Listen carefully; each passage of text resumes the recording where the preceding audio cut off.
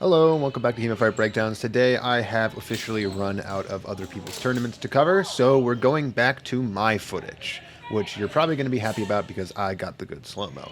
So what we're going to watch today is a match between myself and Alex Kotorakis at AGO, which was a few months ago now, and I want to point out a couple of the really interesting adaptations that we had, each of us, for this fight.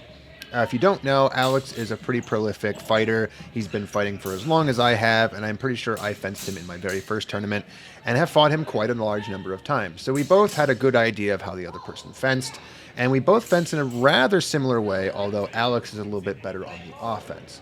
So we'll watch this fight, and we'll see how we each adapt to each other. For our first exchange, we have a not so great camera angle, but don't worry, that's going to change pretty soon. And a very simple exchange. Alex comes forward, feints a shot high, goes for my hand on the outside, and I attempt a bit of a Zornow. Now, it's not something that I really talk about a whole lot because in a lot of ways what I've really done is nothing more than a right Zwerch. But I want to point this out and talk about the tactics here because one thing that is very prolific in German-style longsword fencing is this concept of attacking to close a line. And what that means is that when you attack, you generally go from one side of your body to the other, and usually a low elevation to a high elevation or a high elevation to a low elevation. If you think about it in the terms of like 4 quadrants, you usually have to change from one quadrant to another quadrant. And sometimes you can go adjacent, sometimes you can go diagonal.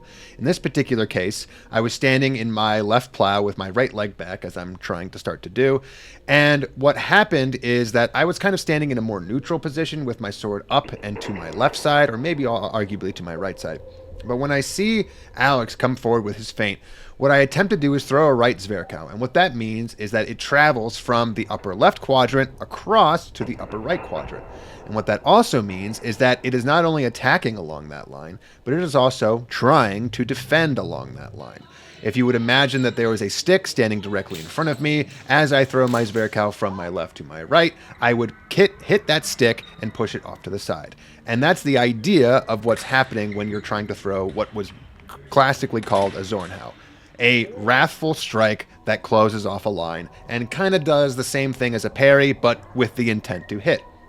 In this particular case, Alex does a pretty great job of pulling his hand shot up and at a proper angle, so it does manage to hit me in the hand. But as you watch this make contact, what you see is that he makes it by about 2 inches or so.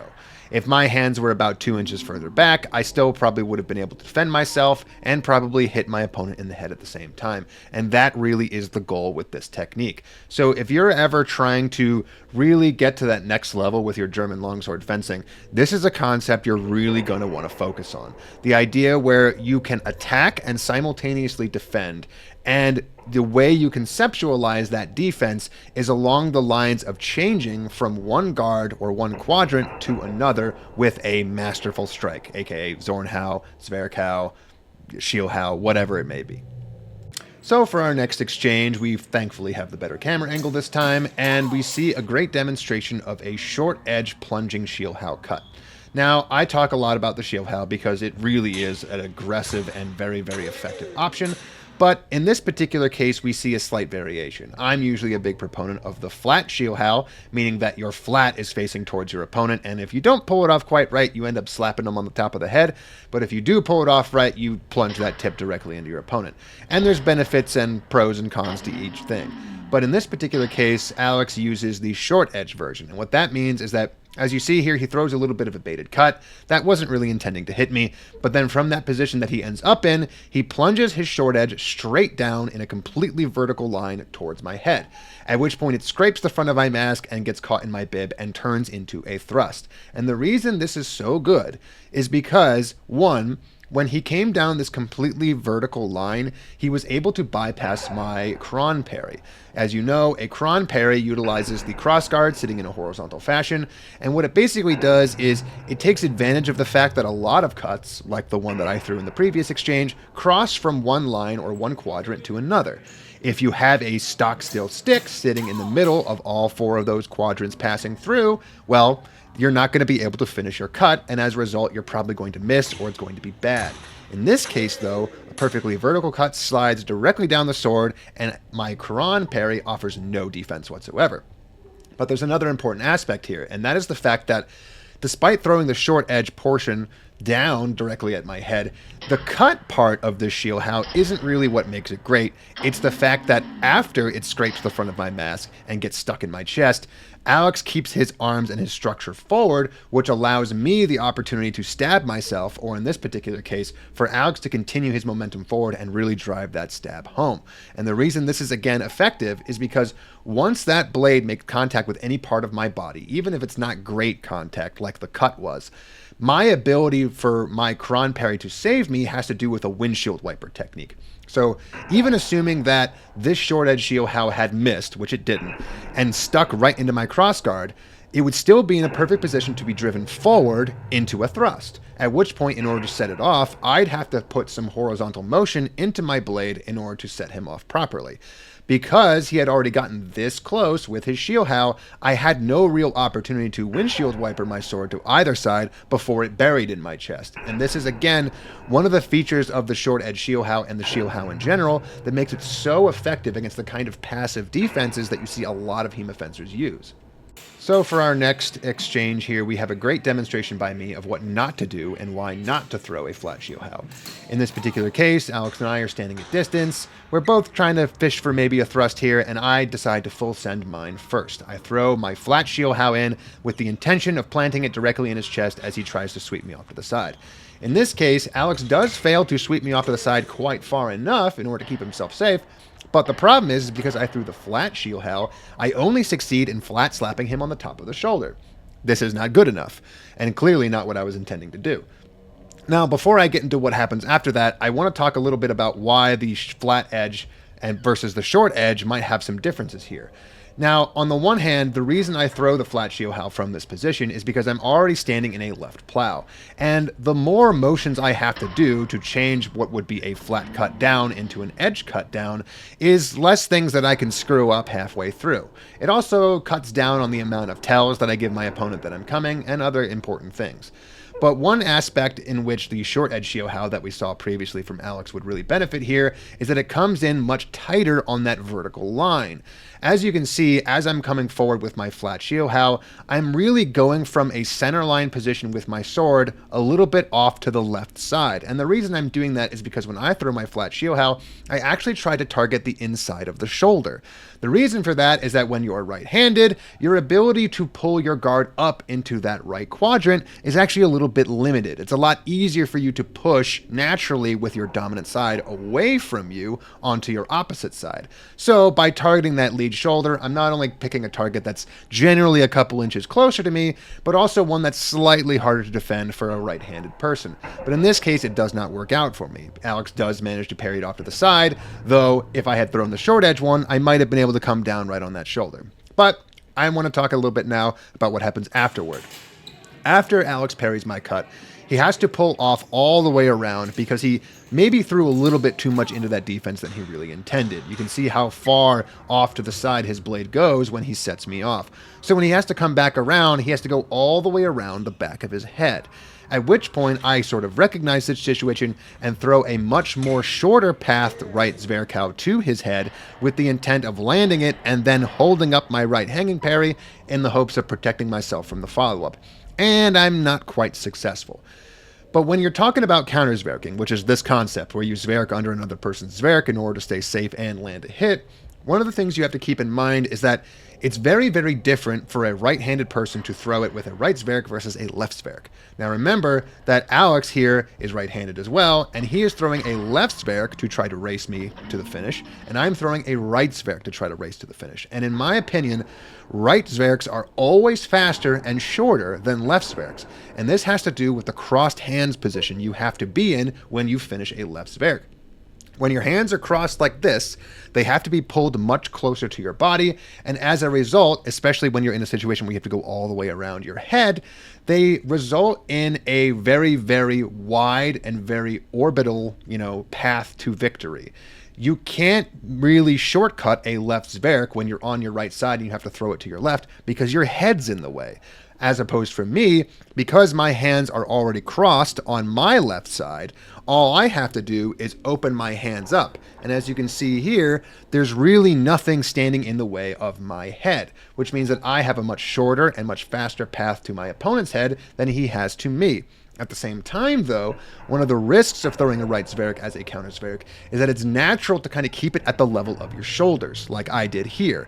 Even though I threw it at my opponent, my hands were not higher than my blade, and what that means is when my opponent's blade did manage to get it all the way around and come at my head, my crossguard was not between my head and his blade, meaning that he just got to throw his Zwerch as well, and he got to land it too.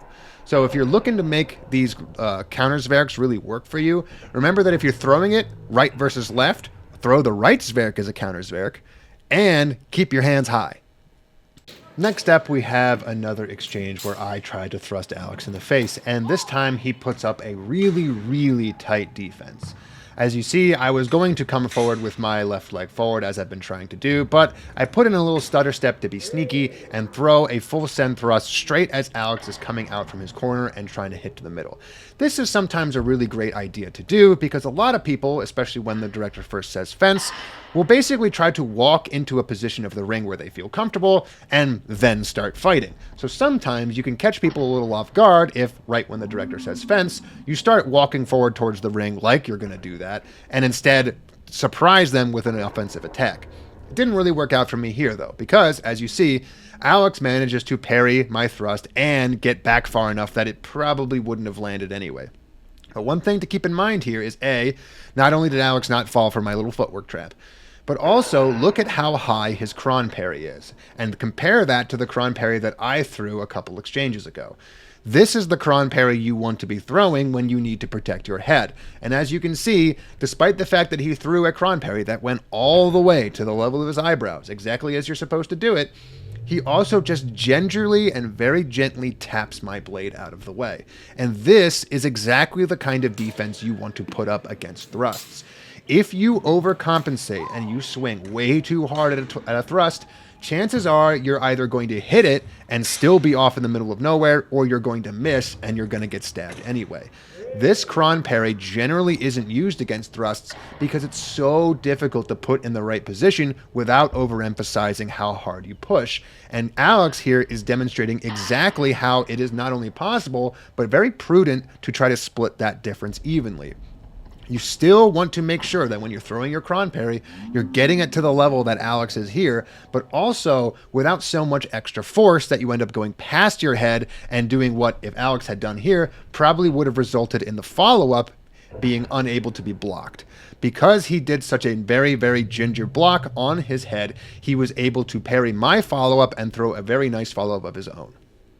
So for our next exchange, we have what is probably my favorite of the fight. And it's my favorite because I get to describe two really important things when it comes to tournament fencing. One being that you never stop even when you think you land something. That doesn't mean you're going to afterblow somebody 6 times. It just means you have to make sure that even when you think you land something, it's not always 100% true. And in this particular case, what we see here is that Alex and I are moving in and out. We're throwing some baited strikes at each other just to try to provoke a reaction, at which point I use a footwork trap that I talked about in a previous video, where you basically take your back leg and you move it backwards to trigger a response from your opponent where they start to move forward. However, if you only fake moving backwards and you don't finish your step, the second you move your back leg backwards, you use it as a springboard to then go forward. And this works so great because what happens is often people who are simply trying to copy your footwork walk forward without any real attack, and they can walk straight into an attack from you. In this particular case, I do my little footwork trap and I turn it into a thrust to the face. And when I watch this footage, I still cannot tell, no matter how much I slow it down, whether or not this thrust lands. However, it's clear from both of our reactions that we both maybe thought it could have. I immediately stop doing any kind of fencing when I think I land this, and so does Alex. But credit to myself here, we are both able to figure out that no one has called anything, and I throw a nice little right Zwerch that was, well, kind of flat and not very good, but was parried. And the reason I did that is because despite the fact that I thought I landed that thrust, I had to keep going. I had to keep going because sometimes, no matter how obvious it might feel to you, the judges don't see things. And then later on when you're, I don't know, reviewing the footage in slow-mo, it actually isn't nearly as good as you thought it was. So at the time, I thought this thrust landed clean and I thought I got robbed. But now watching it, it's not so great. But after we throw our little after blows and we separate and we wait for the judges to say halt, which they don't, we go back to fighting. And another really cool and interesting thing happens here. Alex comes in with a nice ballistic thrust, and he does a really great job of continuing his momentum forward to make sure that I have to keep backing up if I'm going to stay safe. And in this rule set, ringing somebody out of the ring would get them -1 point. So it was a pretty viable strategy whenever someone had backed themselves into a corner to kind of rush them a little bit in the hopes that they stepped out and lost points. But in my defense, I was not so eager to walk out of the ring, and I got my cron parry finally up to the level that it should be.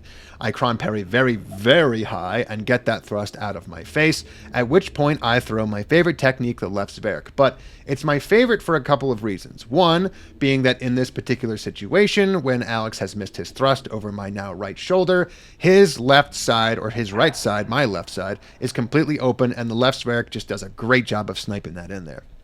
But it also does a couple of key things as well. For example, why not throw a low right Zwerch out of this situation? And the answer is that the left Zwerch requires you to pull your hands back into that cross position in order to throw it, and the right Zwerch requires you to open your hands. And in a grapple situation where both people's hands are basically right up to the point where they can touch each other, opening your hands becomes very difficult, but closing them is easy. I am able to finish this left Zwerch without getting in the way of my opponent, despite the fact that he is now pushing his hands aggressively both towards my face and my hands, because the action of crossing my hands and taking a step backwards with my right leg allows me to feed that blow without putting my hands into a vulnerable position. If I had thrown a right Zwerch here, it is entirely likely that I would have had my hands stuffed directly against my head and it would have never come out. But I don't have to pontificate about that because that's exactly what happens to Alex here. After I throw my left Zwerch, Alex, realizing what has happened, more or less, tries to throw a right Zwerch after blow out of it. And as you can see, after I land my left Zwerch, I disconnect my left hand from my sword, and I start shoving it directly towards his hands and towards his face. And the result is that I am able to take about 80% of the momentum out of his right Zwerch counterattack for no other reason than I was able to shove my hand into his hands, and he had to open his hands in order to get the attack to complete. This is a really key thing that a lot of people need to understand when they want to talk about the interactions between Zwerchows and grappling, because a lot of people seem to think that grappling doesn't work because something like a Zwerchow can always just get through. And that's not true, or at least of the right Zwerch. And more importantly, that a lot of people love the left Zwerch, like myself, because it allows them to be an effective anti-grappling, as long as you know that after you land your Zwerch, you have to start grappling yourself. Now, I've skipped a couple of exchanges, which makes me a little sad because this is a really great fight. But this next exchange really demonstrates another example of what I've been talking about here, which is this right Zwerch versus left Zwerch interaction. What happens is Alex throws his ballistic thrust again, only this time he does it on the left side of my body. And normally this wouldn't be a huge difference, but what does happen here is, as you can see, I still cron parry it out of the way, but I throw a right Zwerch as I follow up. And you can see exactly here why that is a problem, because Alex, who has kept his momentum going forward and has pressured directly into my hands, has managed to shove my right Zwerch out of the way and take away 99% of the effort and the momentum that it had, meaning that my right Zwerch is completely stuffed and it does not land anywhere meaningful. But most importantly, after that, the follow-up has the other interaction that I talked about, which is the left Zwerch versus right Zwerch problem. It's because after I throw my right Zwerch, I try to come back around and throw a left Zwerch. And as you remember from a couple exchanges ago, a right Zwerch has a faster path to the target than a left Zwerch. And that's exactly what Alex throws. So he comes in with the ballistic thrust, he stuffs my right Zwerch, and then he counters my left Zwerch with his own right Zwerch. And this is a great play-by-play breakdown of the kinds of things that you can do if you want to play that stabby Zwerchy game like both me and Alex love to play. And the reason it can be so effective is that if you know exactly what you're going to do at all three stages of range, far, close, and grapple, you know that you have options in all three of them. If you throw that thrust, you're trying to land at the furthest possible range, and you often will. But if you get parried off to the side, you now have the ability to close that range into a really close one and throw a Zwerch, which, if you pick the right one, can get you that point there as well.